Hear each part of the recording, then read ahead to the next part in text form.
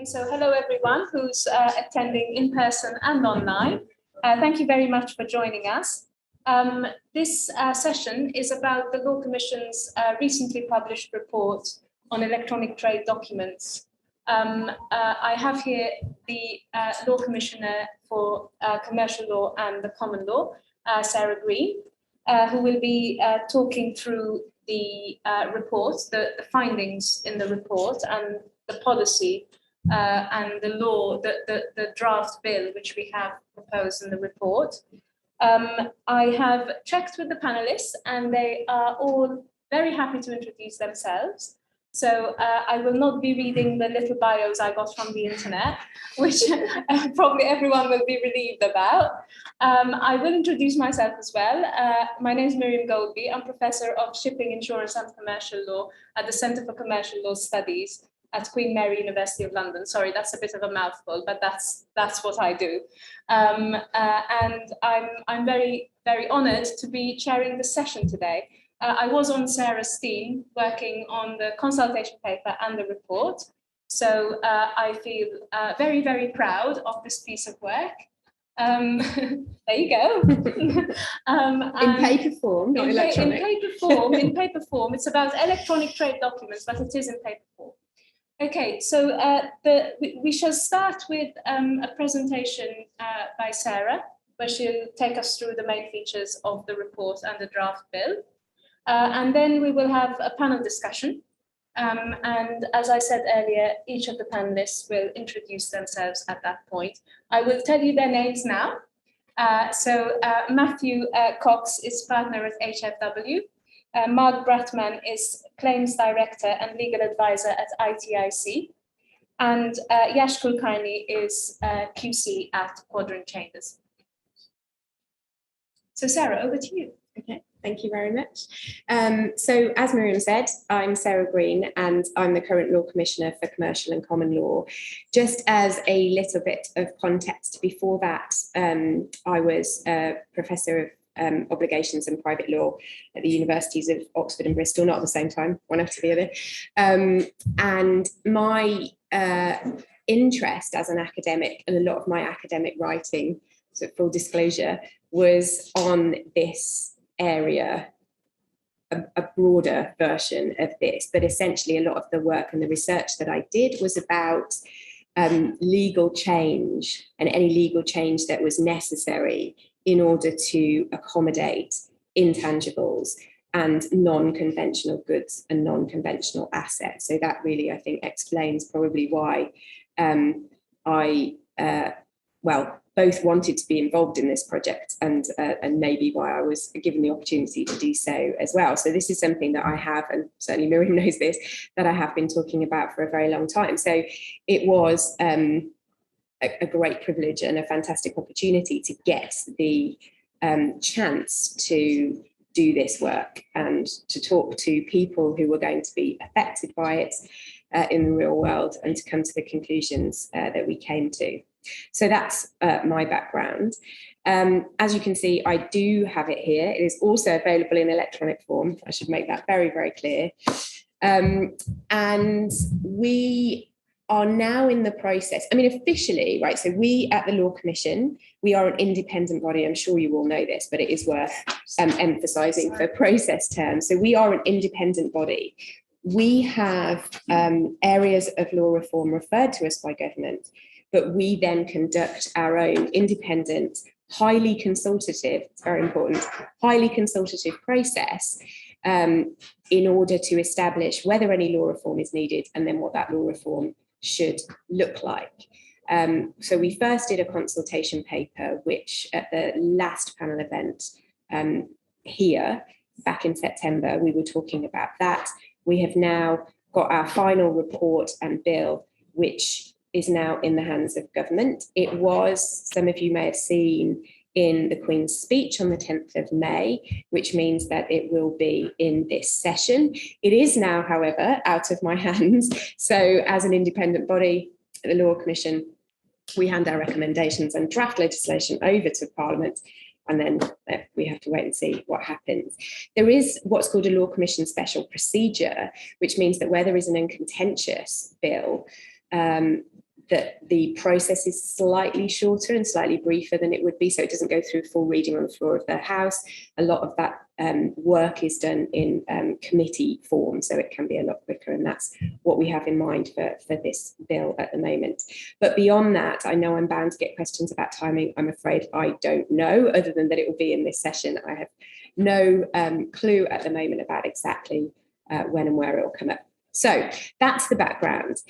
Essentially, so those of you who've heard me talk about this at consultation paper stage, nothing in terms of the substance or the policy has really changed at all.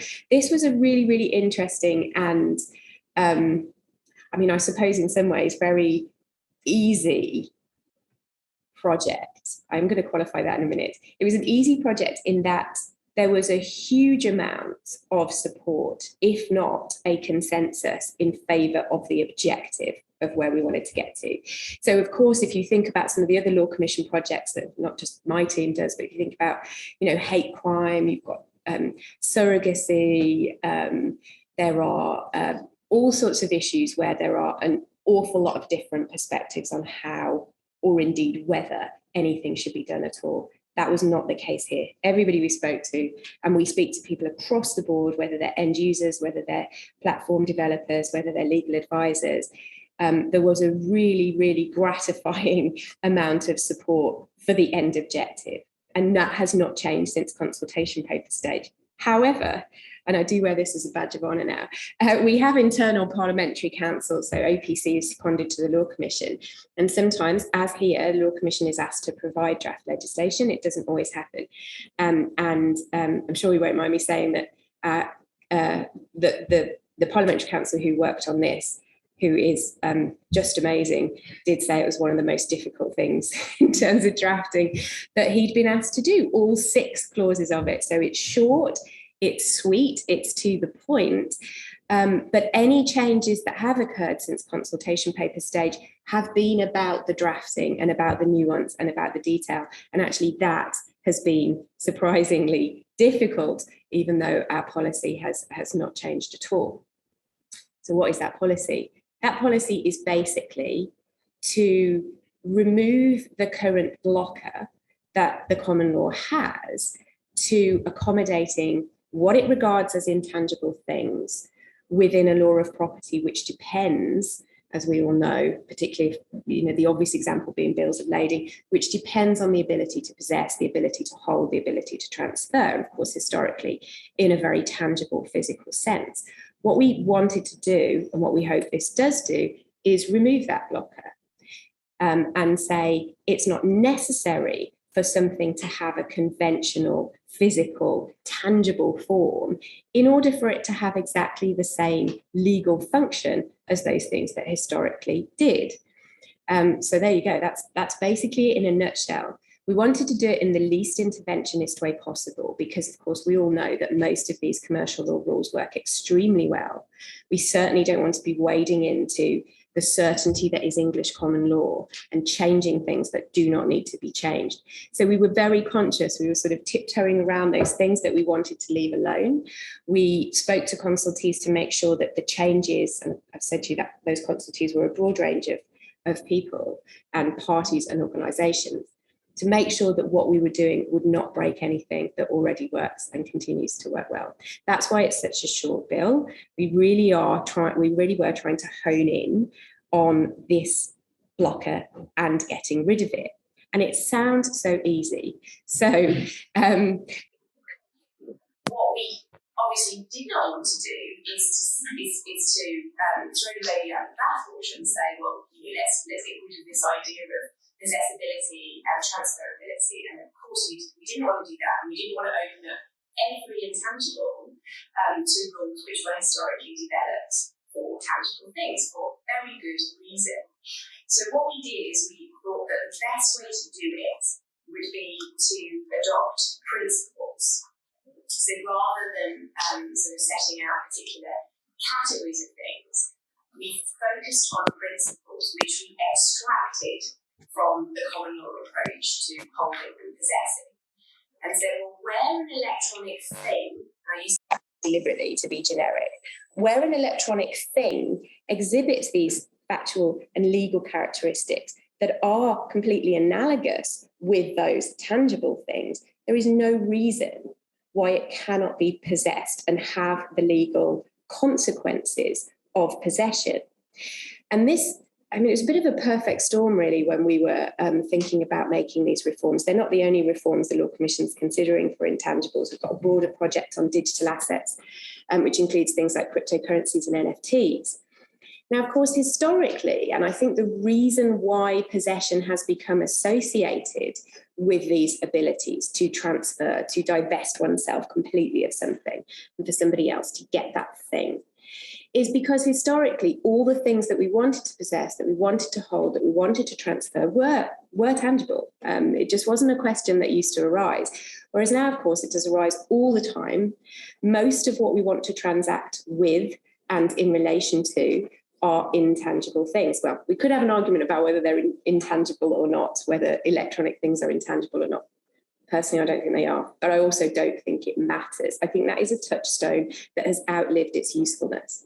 So what we said is, okay, what was it about those tangible things that made them amenable to possession and divestibility and transfer?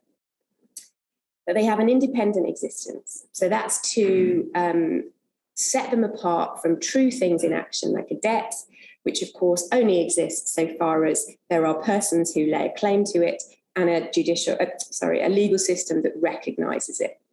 So if something is independent of that legal system and of persons, it's not really a thing in action. And digital assets and electronic trade documents, which are a subset of that, have that quality. They're going to exist whether or not we lay claim to them. They are there on a server somewhere. Also, when I said the perfect storm thing, there has been this, of course, development of digital assets and the demand for digital assets. And there has also been the development of technology which allows those things to happen. So historically, again, with intangible things, the problem was double spend. Now, of course, with distributed ledger technology, you can get around the double spend problem with electronic intangible things. And so that was the next one of our principles. So we had independence. We then said, if you can transfer something and divest yourself completely of it, which distributed ledger technology allows, then why can you not possess it and hold it in the same way as you can for conventional things? And amenability to exclusive possession, which is, of course, very important if what we're talking about is a document of title. If you have an interest, if you have that document of title, you need to know that can't be duplicated and double spent. So you then have three principles or three characteristics. And we set them out in this report and say where a document, so we're certainly not saying that all electronic documents of any type can now be subject to possession for legal purposes in a legal context. We're saying where they meet these characteristics and they can exhibit these characteristics, then they should be treated basically as equivalent to their paper counterparts. So we say you can possess them, you can divest yourself of them. Anything that is done in relation to them will have the same effect as those things done in relation to the paper equivalent. In doing this, do tell me to shut up when you want me to. In doing this, we have kept a very close eye. I'm sure you're all aware that we're not the only jurisdiction that's grappling with these issues. Of course, they're doing the US, and we have the model law on electronic transferable records, which Miriam was very heavily involved with. And we're all, as I said at the start, everybody is aiming to get to the same place in the end. We have worked very closely with people involved in those other developments. And what we have done is compatible with those approaches. The only reason that we haven't sort of implemented it wholesale is, well, first, that it was never intended for that. It was intended, as the name suggests, as a model from which jurisdictions could pick and choose the bits that suited them.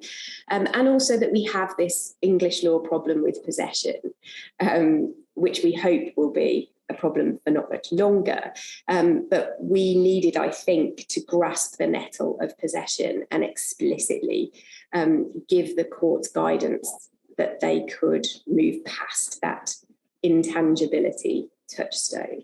So that's a question I get asked quite a lot. We have developed, I think, our rules, it's true to say, in step with what other jurisdictions are doing.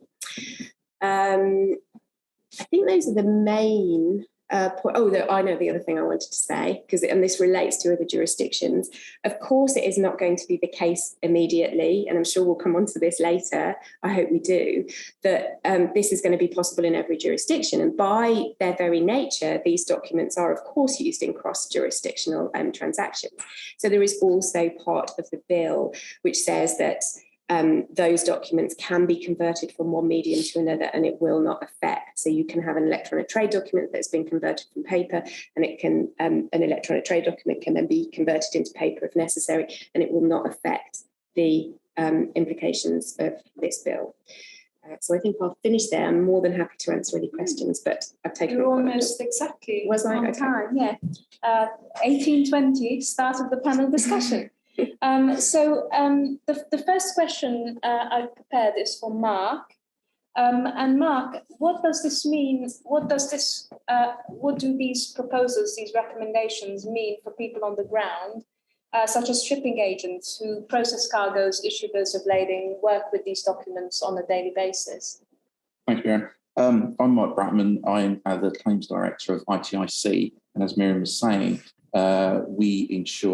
we are probably the world's largest insurer of ship agents, and it will be the ship agents that are the people that deal with these bill of ladings more than anybody else. So they've got their concerns, and they sometimes bring that to us as a sort of almost an industry representative of them, even though we're not technically that. I'm the Claims Director. As I said, I've been there for 18 years. I've handled these claims. Prior to that, I was a solicitor. I still am a solicitor, but I don't practice law anymore. I've nearly forgotten all that. So what they do is they come to us and they generally ask us three questions. The first thing they ask us is, are we insured for dealing with this sort of thing? And the answer to that question is yes, they are. We don't see it any differently, particularly to the paper bills of lading.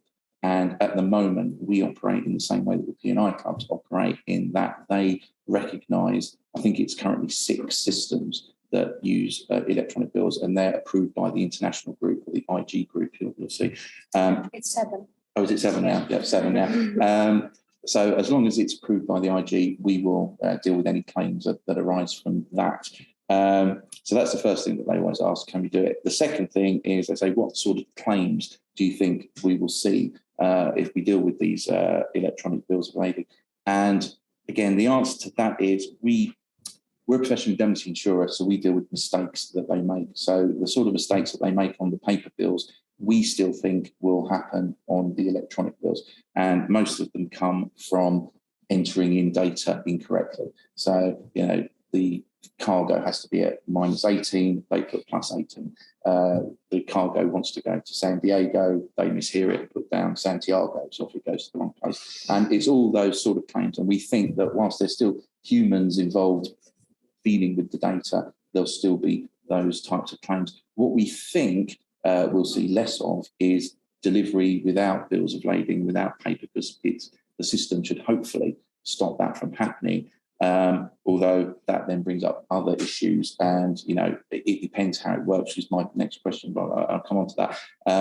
But we can envisage that there will still be times where there won't be a bill of lading for some reason, i.e. the computer system has crashed, or that there'll be something or other to stop it. So we still think that we are going to see those questions. And obviously, as a professional indemnity insurer, we still welcome the ability for the agent to make a mistake, otherwise we'll be out of business. So we still need them to be able to make mistakes occasionally. But we do think there'll be less on that. And then the third question that we get, and this is the question we get asked most, and is probably the one we don't actually know the answer to yet, is how will this system work? Because the agents are driven by their principals. So if the principals want to do this and use this, they'll have no choice in the matter. And there's different types of agent. You might have heard of a liner agent. They work for a line. The line will probably have their own system developed, like Maersk or MSC or whoever it happens to be. And that liner agent will use that system and everything will hopefully go quite well. But there's other agents that have 10, 20, 30, 40, 50 different principals, and they're concerned as to how they'll operate and whether they'll have to use 50, 60 different systems. I don't know how, you're probably all aware, but at the moment, my understanding is with the current 7 systems that are available because of the English law's reluctance to currently deal with the bills of lading as they should, all the parties to the transaction have to enter into a contract, and that's kind of how it's dealt with. So if they want to use the Bolero system, for example, use that, I suppose one that came to mind, everyone in that part, the carrier, the shipper, the signee, the agent, everybody has to sign a contract to say we will agree to use this, and it will have the same legal function as a paper bill. What they're hoping is that with this change of law, it'll be slightly different, and you won't all have to sign up to these contracts and systems. So their main concern, and this is something I mentioned last time, is will it be a system, and this is the example I use, will it be a system like where the agent will have to sign up for Sky Television, Netflix, Amazon Prime, Disney Plus, every such one, which costs them a lot of money, and obviously their main concern is who's paying for all of this? Or will it become a system like an email where it doesn't matter whether you're on Outlook or Gmail or Apple or whatever, you can still send emails to other people, whatever system they're on. And their hope is that it will become that type of system. But as I say, we don't actually know how it's going to work yet. And, eventually the technology will produce, I'm sure, some system where everybody can use the same platform, and that's it really for the agents. So I know it doesn't completely answer the question. It actually raises a few other questions, but that's the position at the moment. Yes, and you're quite right, Mark, that there's quite a lot of work being done on technological standardization. So there's work being done by the Digital Standards Initiative of the ICC, by the Digital Container Shipping Association, and BIMCO have also signed up to something called the Future International Trade Alliance. So BIMCO, FIATA, DCSA, DSI, they're all getting together to make sure that these standards that are being adopted are standardized across the industry and not developed separately for shipping and for trade finance and for shippers, etc. So there's quite a lot of work being done on that, and the ultimate aim is for the platforms to be able to talk to each other, to make it much easier for these exchanges to take place. And then, of course, as you said, there's the legal standardization, which is precisely the point of what this whole project was about. So Sarah, any views on the benefits of having these legal standards and saying these things all have to follow the same criteria? So no matter what system you set up, these criteria must be met. Yeah, so again, when we spoke to those organisations who were going to be developing either from scratch or developing the systems they already have to fit within our proposals, there was, inevitably, it's not really a surprise, there was a bit of a chicken and egg scenario going on, because some of those organisations understandably didn't want to put a lot of resources into developing these systems if they weren't sure, or until they're sure that the end performance of what they develop is going to have the legal recognition that they intend it to. So I think that will, and I hope that if this bill is passed, and we have this absolute certainty in statutory form, that will provide real impetus for the industry to feel that they can develop these standards. And of course, the hope is always going to be that they will be interoperable. I mean, I suspect it's been a long time since I worked in the technology industry, but I suspect the fact that that certainty is there and that the standards are quite clear and quite few. I mean, part of me thinks surely that's going to make interoperability both more possible and more beneficial for all of the parties involved. I mean, that's, I was saying to Matthew yesterday, I'm an eternal optimist, and I'm sure that's in some ways an incredibly optimistic thing to say, but I don't think it's beyond the realms of possibility. And there was certainly an anticipation from the technologists who would be responsible for developing these systems that once this certainty was there, they were sort of raring to go, and then they could just, go on and take full advantage of the certainty, and then the consequential increased demand. Well, I say increased because, as Mark has pointed out, they're already used. There just has to be contractual agreement. Whereas once that contractual agreement is no longer required, and they have the effect they want to do, that the parties want them to, simply by virtue of existing, then obviously that makes everything a lot simpler and a lot more robust, in insolvency situations and so on. So. And in fact, one of the questions we got most during the consultation was, is this going to be compatible with the MLETR? Mm-hmm. Everyone seemed very interested in the extent to which this was going to be compatible with the MLETR, because they want one standard. They want one set of criteria that they can satisfy, and following on from that they can operate across the board. Yes, if you look at the bill, there's a lot of compatibility. There's a lot of common ground with the MLETR. In fact, the most recent published version of the bill that was published with the report also includes a reliability standard that is closely based on the MLETR standard, and an integrity standard, which is also in line with what's in the MLETR. So I think, yes, the legal standardization aspect of it is going to, as you said, Sarah, probably generate more activity in this field. We'll keep our fingers crossed. My next question was for Matthew, and it revolves around what you think the impact of this having this legal standard is going to be. Do you think it could be a game changer, and what does it mean for the market in terms of opportunities and challenges? Thank you. So good afternoon, everyone. Just to introduce myself, my name is Matthew Cox. I'm a lawyer with the international law firm HFW. My day job is advising, basically mainly focused on commodity clients. So I act for commodity traders, commodity producers, and then the financiers, the banks and the funds that finance international trade and commodities. So this topic is very much, it's of great interest to my practice and my firm's practice.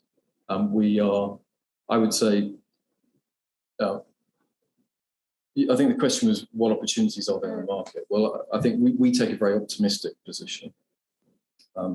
I've lost count of the number of meetings I've been in with fintech clients and digital platform providers. And there seems to be an unwritten rule of those kind of meetings that the tech guys go first and they describe all their technology. And they describe how wonderful it is and how easy to use it is. And kind of optimism goes up during that part of the conversation. And then it seems like the lawyers always have to go last. And traditionally, our role is to then burst the bubble, depress everybody, and then point out that there's no legal recognition for any of these new digital instruments. So I'm heartily sick of having those kind of meetings. And as I think some of the other panelists have said, the reason, the drawback has always been that English law does not recognise possession of electronic documents. And I think there was also issues with recognising the electronic endorsement instead of having wet ink endorsements on bits of paper. So our view at HFW is that the new legislation, the new bill that we hope becomes legislation, will completely solve those issues. And I think what that will mean is that going forward, lawyers like myself, we will be able to give clean English law legal opinions saying electronic, digital warehouse receipts or digital bills of exchange or digital bills of lading are legal, valid, binding, and enforceable, and they will be recognised more generally, and not just only recognised in the context of these kind of club digital platforms that we have at the moment. So I think that this change in English law will, as a matter of English law, really make remove that big block that's been holding this back. So then, and also anecdotally, I mean, we're hearing from our clients, we act for the fintech guys and the digital platforms. We also act for quite a few of the innovation teams within big banks and the traders. And already we're hearing from them anecdotally that they're following the consultation process very closely. They're already, some of the digital platforms that we act for, they're already asking us, what do we have to do to make sure we fall within the ambit of that legislation should it come through. So I think they can see the opportunities for their business. And we remain really optimistic. I'd say the challenge, I see sort of two challenges to the question, is everybody, the day after the legislation comes in, is everybody going to switch over to electronic? Well, I think we all know that won't happen on day one. But there's obviously going to be some inertia. I mean, I think however many, when you talk to different organisations, they always want to be innovative. But I think quite a lot of people deep in their heart of hearts, they kind of actually want to be the second person to do it rather than the first. And so I think there's quite a lot of looking at what other people are doing and how the market is reacting. So that's, I think, part of it. And then I also think the stumbling block that really remains from a legal point of view has already been touched on, which is the international recognition point. Because even though you fix the English law position, I don't think it's as simple as just saying, right, we're going to choose English law to govern our transaction and that solves all the problems. Because the instruments we're talking about are cross-border, and they're not just, every transaction will involve at least two different legal systems, two jurisdictions. And if you take the case of, say, warehouse receipts, which is one of the instruments, I think you'd always have to look at what the local law of the jurisdiction in which the warehouse is located says. If you're talking about bills of lading, then you've got to think about where is the ship going to end up, and what does the law of the ports of loading and unloading say about recognition of these kinds of instruments. And even with bills of exchange, which don't really relate, which are purely contractual and don't relate to any kind of physical asset, even there you always have multiple parties to a bill of exchange, and I think you'd always have to look at what does local law say in the jurisdictions of the different holders of the bill of exchange. But I think we've already heard, actually, even there, I think there's quite a lot of optimism because, as we heard from Sarah, there's you can look at the international rollout of equivalent legislation. So we already have, I think there are, is it right? There are 6 jurisdictions that are signed up to the MLTR. Yeah. And then we have Singapore has enacted legislation last year. My understanding is that in France there's a working group looking at French law, and they're having some kind of meeting tomorrow. And in Germany as well. And in Germany. Mm-hmm. So I think I looked it up. There's 193 member states at the UN, and we've got something like 9 jurisdictions that have either already enacted legislation or are looking at it. So I think the question is, do we have to wait for the other 180, whatever, different countries and jurisdictions to pass equivalent legislation?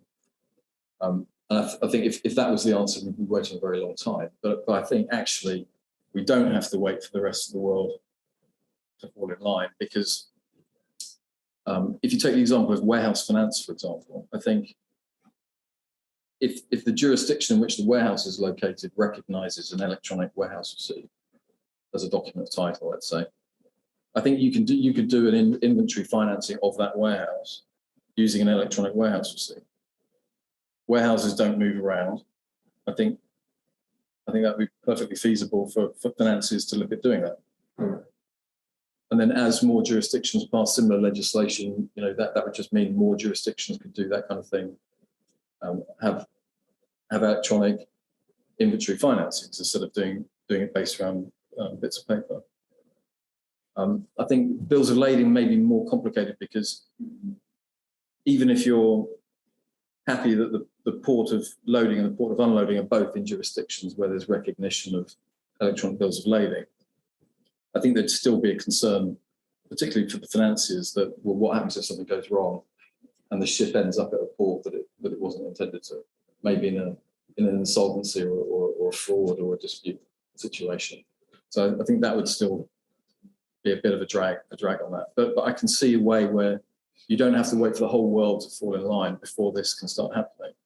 And then hopefully governments around the world will start to feel that they need to enact similar legislation, because there's a fear of kind of getting left behind and missing out. Yeah. And that could be the tipping point. So overall, for the first time ever, I think we now see a path to being able to give clients a really optimistic advice and to say, you know, we think these transactions are definitely now doable electronically in at least some jurisdiction. So two challenges, basically: the status quo bias, which is a very good reason, in my view, why we didn't move away from procession. We wanted the electronic versions to work the same way as the paper versions did legally, because people don't like change. And the second challenge is basically it's all going to depend a little bit on the conflict rules in the court that hears the dispute, isn't it? And on this, the Law Commission is also doing some work. Yes, so, well, we're about to start. We haven't started yet. So we've got a few projects at the moment that are all fairly interdependent to some extent. So we did smart contracts last year. We finished smart contracts last year. We've got the broader digital assets project that I mentioned before, this one, and we're about to start one on decentralised autonomous organisations as well. And talking to consultees for all of those projects, these issues and conflicts issues just kept coming up. And so we are starting in a couple of months a dedicated project to private international law issues arising in relation to digitised assets, because, of course, the questions about where are they geographically located, I mean, they're both sort of difficult to answer and not necessarily an authentic exercise where what we're talking about is digital anyway. So, yeah, watch this space basically on those issues. I think it's also worth saying at this stage, and I think you'll agree obviously you were present at a lot of these conversations, in relation to other jurisdictions and whether they're going to move or not. The perfect storm that I referred to at the very beginning, the other element to that was, of course, the pandemic and lockdown and the inability of people physically to interact. And that, I think, gave an extra impetus to government to sort out quite a few issues that related to physical passing of things, again, being very generic. And I think there is, I have certainly sensed through this project, an impetus across the world for these movements now to happen. And when we were speaking to international consultees, quite a few of them were asking very practical, pragmatic questions about how do we do this in our jurisdiction? How do we get on board? And quite a few people also told us that there was a certain amount of anticipation waiting to see what English and Welsh law was going to do about it. You know, if you move, then we're going to move, for the obvious reasons of, you know, the way that we all know that English law is perceived and used. So I think that in itself is also quite encouraging. I do think not only will these reforms lead to technological developments, I do also very much hope, but I have good reason to believe that they will also create a sort of international movement in terms of adopting MLETR or something very similar. Excellent. And then my final questions are to Yash. In the context of disputes that are likely to arise in this field, how well equipped do you think clients are to basically enter into agreements, enter into transactions based on these developments, and how well equipped are the courts to resolve disputes in this field? Well, I mean, so looking at sort of, I suppose, how the change might affect dispute resolution in England and whether the courts are equipped to deal with it, I think the answer to that can be pretty short, to be honest. And in terms of how I think the changes are going to affect dispute resolution, I'm doubtful it's going to affect dispute resolution very much, and that's a good thing. I think the sort of least intervention approach that the Law Commission's adopted means that these electronic trade documents should pretty much slot into the rules and principles that already exist for dealing with their paper equivalents. So that's quite a good thing. I don't think it's going to cause any great disruption in the dispute resolution sphere. And in terms of are the courts equipped to deal with the disputes that arise, my view is resoundingly yes, I think they are. I mean, where I think where you might get some sort of court involvement, two broad issues, two broad areas, I think, one of which you touched on already. The first, I think it'll be interesting to see how the courts apply well understood legal principles that already apply to electronic documents. So take something like possession, concept of possession. When do you possess an electronic trade document? The bill is deliberately silent on that, and that's a good thing, because those sorts of concepts will be determined by the courts using the same sorts of principles they apply for dealing with possession anyway, factual aspect and intention aspect. So do you have it, and do you intend to use what you have? So in the context of something like an electronic trade document, say you're talking about a document on a DLT system, a distributed ledger system, I imagine things like factual control will be assessed by reference to who's got the private key for it. So who's got the particular code that can access it. And on a controlled sort of central control registers, who's got the relevant login details. I imagine that'll be the first bit of it, factual control bit. And then you get the interesting question of what if lots of people have got the private key? How do you assess who's got possession there? But I think that's just going to be the same kind of analysis as you have when, and the Law Commission refer to this in their paper, same kind of analysis you have when a number of people have keys to the same warehouse. And you just assess of them. Well, some may have them in administrative capacity, some may have had them in a prior capacity where they intended to exercise possession but not now. And the courts would effectively carry out this fact-sensitive analysis that would look at both components. And so one area where I think the courts will get involved is just sort of explaining how these well-established concepts apply to electronic trade documents. And that's also in the context of things like delivery and acceptance and rejection. But that's where I think we'll see some court involvement, and I think the courts are eminently able to do that. The second area is an area that's been touched on, and it's private international law, big conflict of laws issues. Now, I know the Law Commission is going to be dealing with that, and they're going to be looking at that, and that's going to be very welcome. For my part, I think pending that, I think the courts would, in any event, be pretty well equipped to deal with those issues, because conflicts of law issues are part of the regular diet of the English Commercial Court, Chancery Division. Those sorts of issues arise when you have two parties in different jurisdictions transacting in a way where goods move a number of different jurisdictions to get from A to B, or where performance might be in a third country. Those sorts of issues arise all the time. And well-established rules have already arisen in relation to determining jurisdiction and the applicable law with those kinds of disputes. Given that electronic trade documents are not intended to have a hugely disruptive effect, and they're supposed to just slot into the position that paper documents have, I would have thought those rules would carry on applying. So you may have questions that arise about, well, how do you characterize this dispute? Do you characterize it as a contract dispute? So do you apply the private international law system that applies to contract disputes? Or do you characterize it as a property dispute because this asset or this document is a piece of property?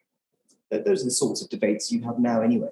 So I don't really see things changing as such. It's just you're having a debate about a slightly different form of document than you previously did. And again, I think the English court can certainly deal with that. I mean, I appreciate the English court's only one part of the picture.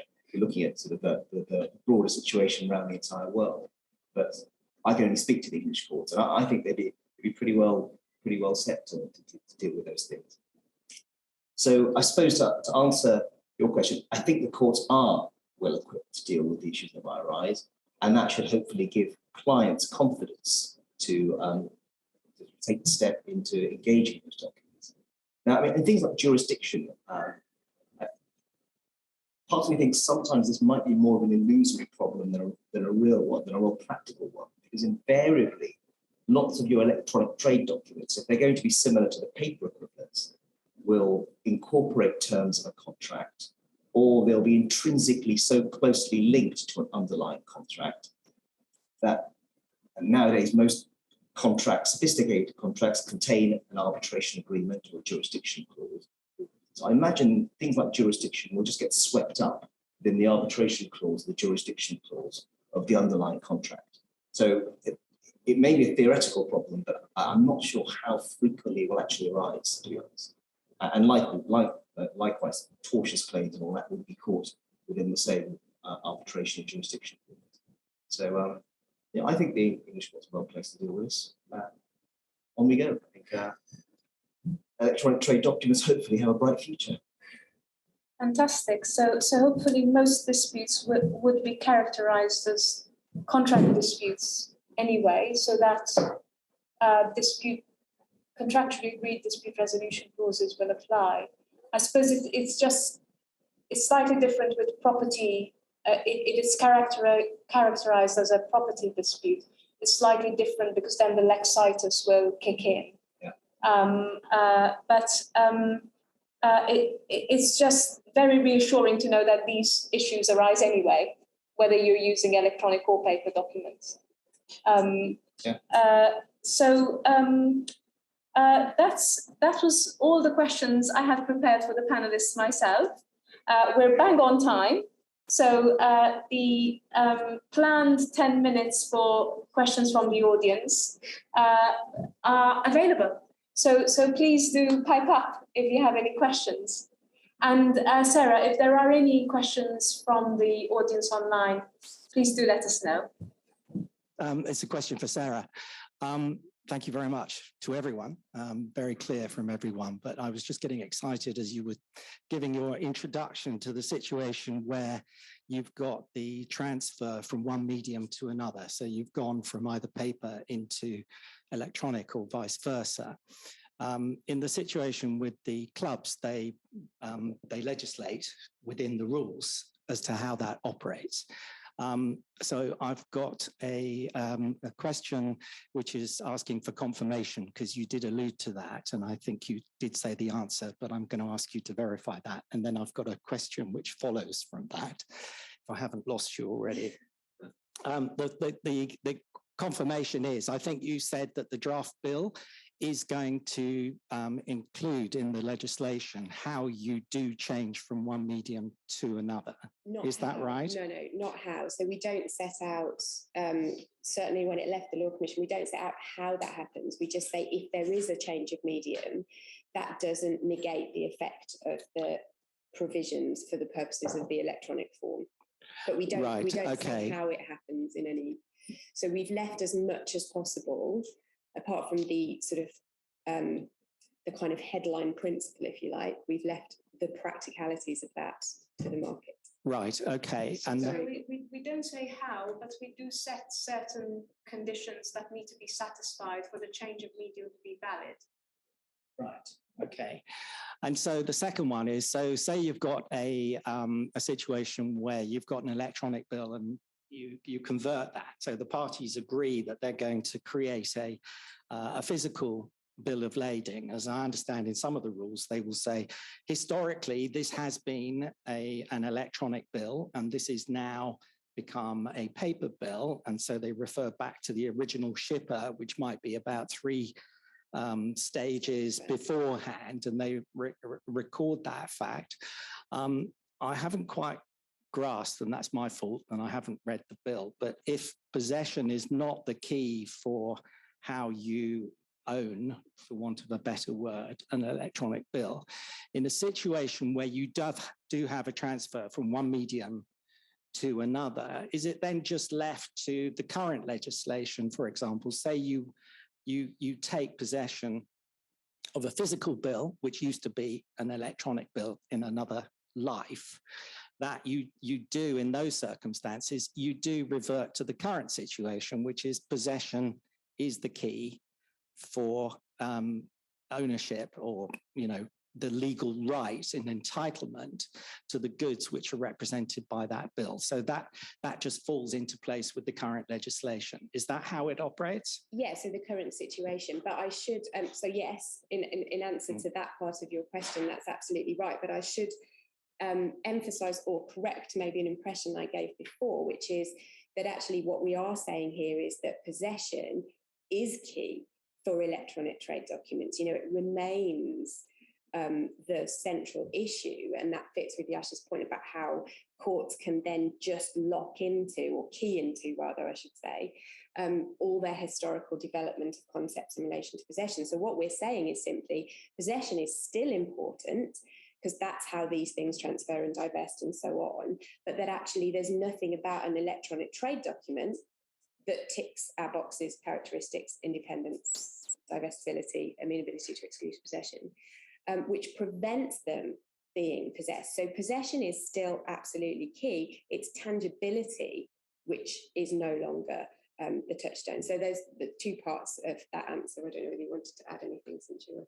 Yeah, it's just if you look at clause 3 of the bill, it says very simply this, that an electronic trade document can be possessed indoors, and you can part with possession of it. So this was the whole idea of setting out the criteria. These are the criteria that need to be satisfied before an electronic document is deemed possessable. And once it's deemed possessable, then it can be an electronic trade document and function exactly like its paper counterpart. And is the reason behind the legislation providing for convertibility back to paper? Because I assume that would be, when you're talking about convertibility, that in most cases that means from electronic back to paper, right? It was the reason for that in order to just give scope to these digital platforms, so that to help them deal with the local law issue. Exactly. Right? So it was, okay. So it's to bridge the gap between where we are now and where we want to be, and where other jurisdictions catching up. So it's really a sort of filler until we don't have to do this anymore. And, you know, in the sort of utopian future where everything's electronic, that this isn't an issue anymore. So yes, I mean, the conversion back to paper would then just revert to the original position in terms of, because what we've tried to do is just achieve equivalence.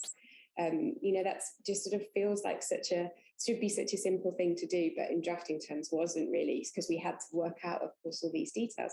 But essentially, that's what we were trying to do. So when it's electronic, this is what possessibility looks like. You can still use, transfer, and dispose of it in the same way as you would with a paper document. When it goes back to non-electronic, you don't need this bill. Yeah, exactly. Yeah, thank you. But I mean, I think that convertibility raises a lot of practical questions. Sure. Yeah. Mark will want to know about that. And you wouldn't, of course, you wouldn't want to have a digital and a paper at the same time. I mean, that would be disastrous. So yeah. I mean, that's something that we see a lot of claims where with switch bills at the moment. So that's where one of the parties to the bill of lading wants to change it because, say, they want to put a different consignee on it, they've sold it to a different party or something like that. And the agents get into lots of trouble when they start changing them. And we have to always say to them, no, you need to get in all the original bills first. And then once you've got them, then you can issue the second set. And it sounds like it'll be a similar type of thing, that you'll have to get in, have the electronic versions, however that will work, having the key, etc. And then dissolve them, or you raise them, or however it works. Take them out of circulation and then provide the paper version, which may be just an exact copy of it because you need a paper version, or it could be a different version depending on what they need.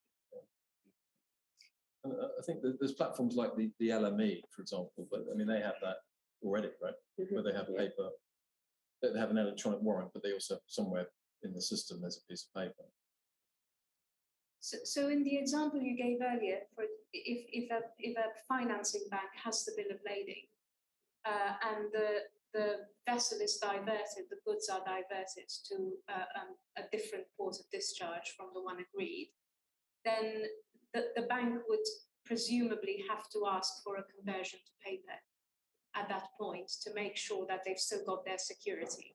Because this piece of paper is recognized pretty much across the world as giving them possession of the goods. and giving them a security right over the goods. But the electronic trade document is not necessarily recognized across the world as doing that. Correct.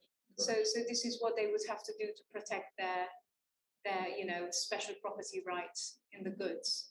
Yes, absolutely. So like a lot of banks would take security by way of a possessory pledge in the context of, say, commodities or physical goods.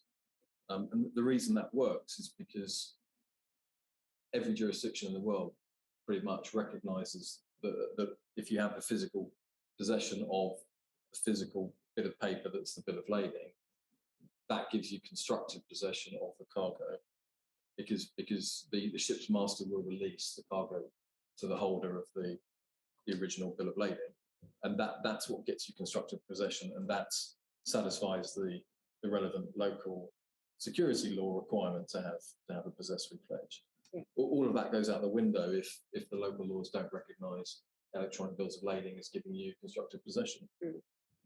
So yes, I mean, I think you would, if you then had a system that, it was all electronic until you had a default or a dispute, and then you just print the bill of lading out and hey presto, problem solved. I don't think it's going to be that straightforward, because I think if you ended up in a local court and your counterparty wanted to make trouble, they would be raising arguments around the validity of that process, which would be a new thing that the court had probably not seen before. So interesting times ahead. Any other questions? Yes, a question to Yash probably. We know, or am I right to assume that the push for electronic bills of lading comes probably from commerce, from the sellers and buyers of commodities? But what about the position of the carrier and shall I say the tonnage owners? Because it doesn't matter how many links are down the chartering chain, more often than not, the bill of lading is owner's bill of lading. So are electronic bills of lading welcome news for ship owners or not? I mean, I'm not sure I'm the best person placed to say how ship owners feel about it, but I would have thought, I mean, they're the mark of a new dawn. They are the concerns that have been flagged of essentially the ship owner faces the concern of ending up in a port where potentially electronic trade documents, electronic bills of lading aren't recognised. I think we're at the start of a process where unless enough of industry gets behind it and steps in to start supporting it, it ends up being a bit like sort of chicken and egg situation, in that you don't end up getting enough critical mass behind it, and you don't end up with enough foreign jurisdictions then thinking there's any point in starting to adopt legislation that starts harmonising the position. So I mean, for my part, I think ship owners should get behind what I hope is the new legislation. I think there's an electronic bill of lading clause drafted by BIMCO, which basically protects the ship owner if the charterer insists on an electronic bill of lading. So I think there's an indemnity built into it. I haven't looked at it for a while, and I think they are coming up with a new version, if I'm not mistaken. But I'm pretty sure there's protections built in there. Obviously, the container industry is very, very keen. In container shipping, they're very keen on electronic bills of lading, because obviously it's very high volumes, and issuing all that paper documentation is expensive. It's an expensive and time-consuming process. Anyone else? Hello, my name's Alan McKinnon. I work for the UK P&I Club. I also have the joy of chairing the Bills of Lading subcommittee, and we look at electronic bills, and you're kind enough to point out that we've approved 7 systems, and we've been doing it for quite a long time. But this, I think, is sort of bringing out some of the comments before. it's just not happening. You know, we're not seeing bills of lading being used electronically in a mass way. There's all sorts of things to recommend it, and I'm just wondering, you know, is this bill the answer, or what else is going to sort of make this sea change and get everyone using electronic bills? Because we can see the huge advantages for ship owners, for traders, for everyone involved in the process. Yeah, well, obviously, I think it's the answer. I wouldn't say that. I mean, really, just to go back. I mean, obviously, I don't know, and I'm very hopeful that this will be the beginning, as Yash says, of a process. And what I have certainly picked up from talking to the huge range of organisations that I have spoken to, is that sense of anticipation that there needs to be just some sort of catalyst, because there is the demand, and most people, as you say, recognise the benefits, but there is still the fear, I think, of unfamiliar risks as well. So obviously, there are new sets of risks that come with electronic documentation. That doesn't mean that in aggregate they're any greater than they are with paper documentation. Personally, I think they're lesser, but they are unfamiliar, and of course that does mean that they are scarier, I think, to some organisations. But I think it's also, in a practical sense, talking to the technology platforms, as I said, it's about, should we invest these resources yet, and should we do the necessary marketing and encouragement if we don't know that it's going to be legally valid? So yeah, I'm hoping this is a catalyst, but I wish I could say something more definitive. Really, I don't know. Well, I think it's a simple question of when it'll happen, when the advantages outweigh the disadvantages, and when you get to that tipping point. And I think the new legislation really lowers the threshold that you have to get over, because it solves the problems that have historically been holding them back. And to the point I was making before, I think we at HFW think that, you know, our view is that the market can start, even with a relatively small number of jurisdictions. And obviously electronic bills of lading are already being used to some extent, but you could see that, you know, you could see that increasing, because there will be at least some major jurisdictions that now recognise them. And there seems to be, for the first time, a real path through to the market taking it up.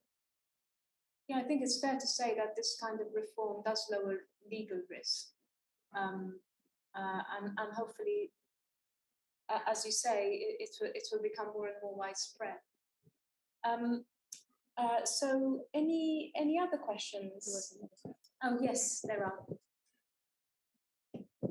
It's John Bryan, Harrow Shipping. As a consequence of the current situation with regard to paper and the future expectation from an electronic point of view, where would the role and requirement for letters of indemnity sit? And what are the risks associated with a system which, whilst it appears to be closed, may well be subject to various attempts to corrupt it, in terms of what we see now in the banking world and even on the personal level for hacking and things like that? Very, very good questions. I'm not sure I'm well qualified to answer them. It's quite a practical question, probably. On the letter of indemnity question,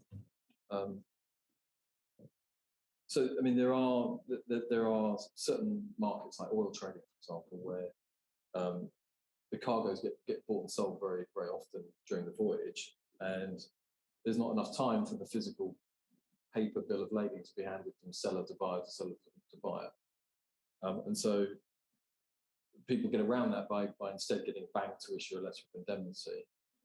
And then traders are willing to trade the cargo based on the bank's letter of indemnity instead of getting their hands on the actual original.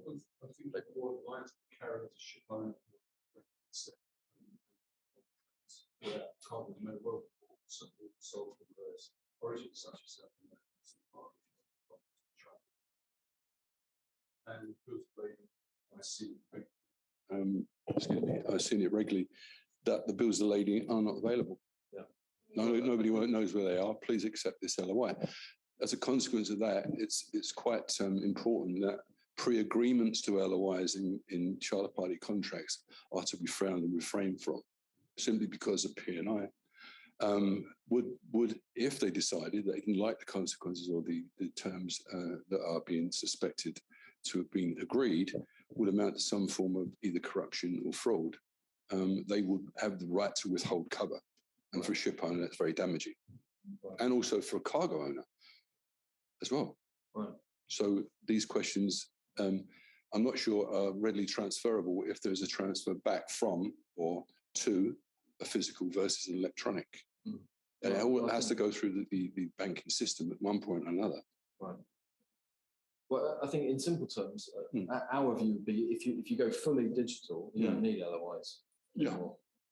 Because the only reason really to have an LOI is because the physical paper bill of lading can't get around the world fast enough. But an electronic bill of lading is instantaneous. Yeah. So at least for some transactions and structures. So it's the answer to all our problems.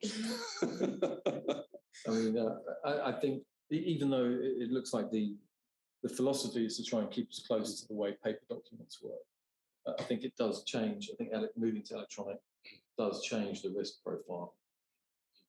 For example, if you don't need LOIs anymore, there's a difference there that flows from that. Okay. In terms of the traditional, as it has been for a long, long time, right of the master to retain one of them on board and the remaining to be used to transfer or transact through the system, letters of credit, etc., etc. Would the master have access to whatever the contractual content of an electronic bill of lading to let's say, be in charge of that as well to see what's going on? Because he's actually carrying the can, isn't he? He's carrying the cargo, and he's responsible for that cargo to be delivered safely. Well, I don't know the answer to that, but I imagine the answer would be,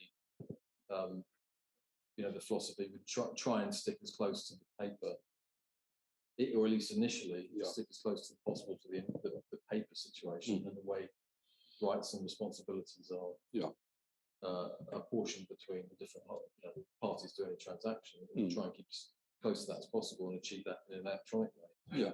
Then maybe once it's more established, that might change over time. But I mean, what we can say is that distributed ledger technology has the ability, the functionality to give all stakeholders access to the same, reliable information, authentic information at the same time, and real-time information. So if the system were set up in that way, if all the parties agreed that they were happy for the system to be set up in that way, there could certainly be transparency for the person carrying the can, the person who has to decide who to deliver to. Yeah. So they would be able to check the records and see who's actually got this thing at this point in time. As you say, I think the greatest sort of obstacle to that is needing to switch to paper, which we anticipate that for a while that will remain something that needs to happen. But hopefully, the rest of the world won't take too long to get on board. Hopefully not. Yeah. I think your question about the hacking and vulnerability is also really interesting. As far as DLT systems are concerned, they are very, very resilient. They are very resistant to hacking because encryption, cryptography is used at the level of every single message. So every single message is hashed, and then each hash points to the previous hash. So you've got so many levels of security to hack through before you can change any of this information. And this makes it computationally infeasible to actually, fiddle around with the information in the bill. There are some very smart hacks. There are, and quantum computing does make it more vulnerable, but hopefully we'll get quantum cryptography at the same time. Yeah. Thank you. So, were there any other questions, Sarah? My question was similar to his. Okay. Right, so I think we have carried on a little beyond 7 o'clock. So I will bring this to a close now, and I would just ask you to thank our panelists in the usual way.